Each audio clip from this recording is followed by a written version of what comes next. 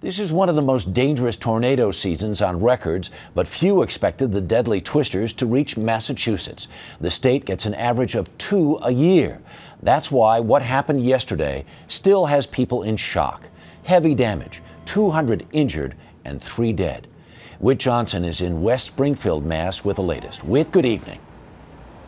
Harry, good evening to you. You know, when you take a look at some of the damage here, it's as if the tornadoes chose at random which buildings to crush and which buildings to leave standing. Recently, we've seen images like this in other parts of the country, but not here, not in New England, and many were caught off guard.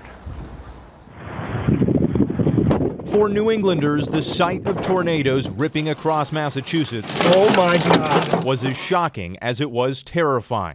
Few knew how to react.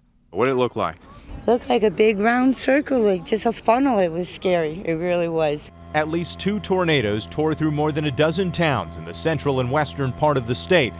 People responded promptly to the warnings, and we didn't get much by way of warning. Only about 10 minutes. Only about 10 minutes. More than 200 buildings were wrecked. 100-year-old oaks were ripped in 2.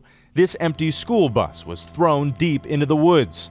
Is it kind of hard for you to stand here and look at your home like this? It's hard because this is where I used to be safe here. Those who lost everything could not imagine seeing their life torn apart by a tornado until yesterday. We can't sleep nowhere. We don't have nothing. We don't have no clothes, no bikes, no computer, anything. 12-year-old Riza Azizov and his younger siblings Rosa and Ridvan are now staying with relatives. Their father, who speaks little English, huddled the children into a tight group as their home collapsed on top of them. I love my dad. He saved us. Your dad got hurt protecting you. How does that make you feel? I'm so happy. I love my dad. It was the state's worst tornado since the 1953 storm that killed more than 90 people. And tonight we're learning new tragic details about the 40-year-old woman who lost her life in this home. She died while covering her 15-year-old daughter in the bathtub when the walls and ceiling of her home collapsed on top of her. It's just one of the many tragic stories we're hearing in this deadly tornado season.